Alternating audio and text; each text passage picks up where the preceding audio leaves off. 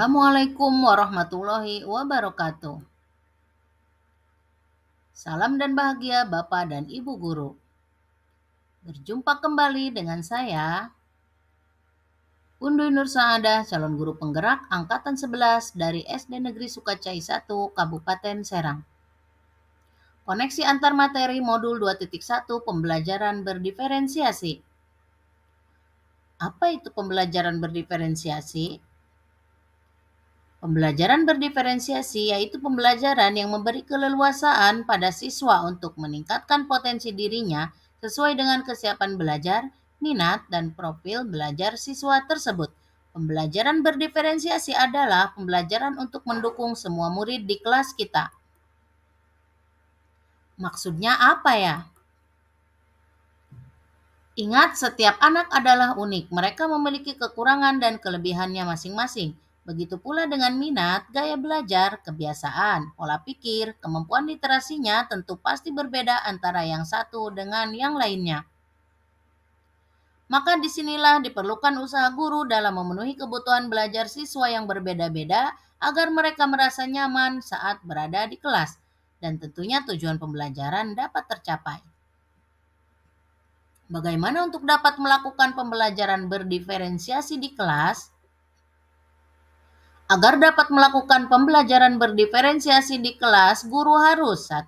Memahami tujuan pembelajaran, 2. Mengetahui dan merespon kebutuhan murid, 3. Menciptakan lingkungan belajar dan mengundang murid untuk belajar, 4. Manajemen kelas yang efektif, 5. Melaksanakan penilaian yang berkelanjutan.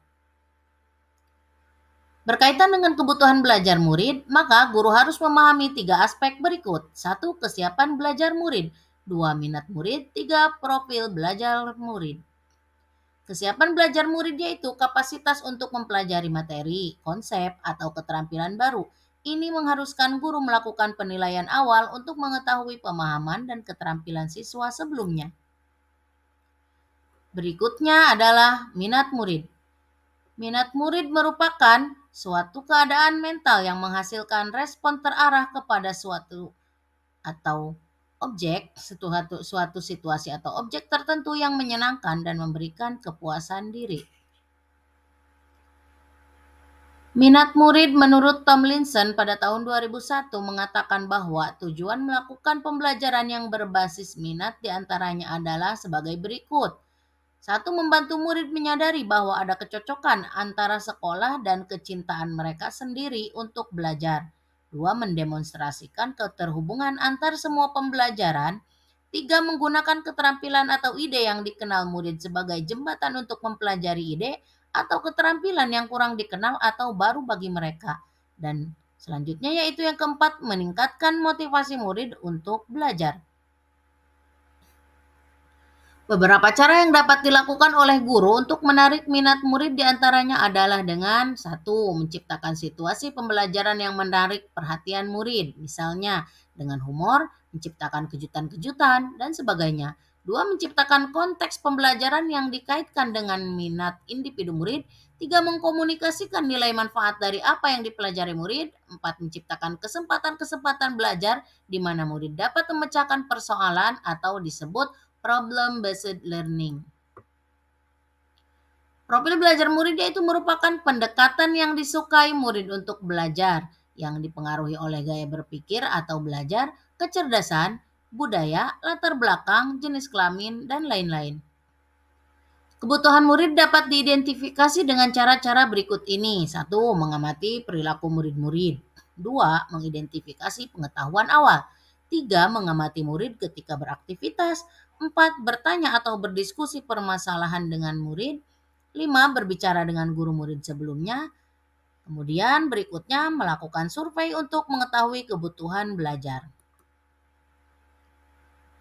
Strategi untuk mendiferensiasi pembelajaran.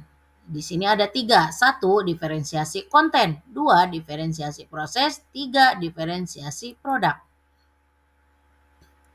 Strategi untuk mendiferensiasi pembelajaran. Diferensiasi konten. Berkaitan dengan yang kita ajarkan seperti materi, konsep, atau keterampilan yang perlu dipelajari berdasarkan kurikulum. Diferensiasi konten, yaitu konten pembelajaran adalah hal yang tak bisa dipisahkan dari proses belajar mengajar. Diferensiasi proses, yaitu merujuk pada strategi yang membedakan proses yang harus dijalani oleh murid yang dapat memungkinkan mereka untuk berlatih dan memahami konten. Berikutnya diferensiasi produk, merujuk pada strategi membedakan produk hasil belajar murid, hasil latihan, penerapan, dan pengembangan apa yang telah dipelajari. Adakah keterkaitan antara modul berdiferensiasi dengan modul-modul yang lain? Dengan modul 1.1, dengan modul 1.2, dengan modul 1.3, dengan modul 1.4?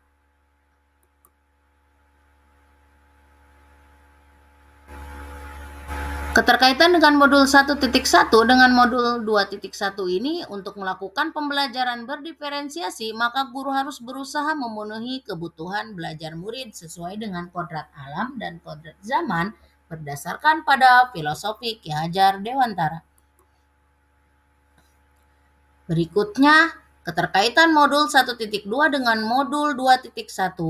Untuk melakukan pembelajaran berdiferensiasi, seorang guru penggerak harus memiliki nilai guru penggerak, yaitu berpihak pada murid, reflektif, kolaboratif, mandiri, dan inovatif, agar dapat memenuhi kebutuhan belajar murid. Dengan begitu, guru penggerak dapat mewujudkan profil pelajar Pancasila sesuai dengan kurikulum Merdeka. Berikutnya yaitu keterkaitan modul 1.3 dengan modul 2.1, yaitu pembelajaran berdiferensiasi menjadi salah satu strategi untuk mewujudkan visi guru penggerak yang berpihak pada murid.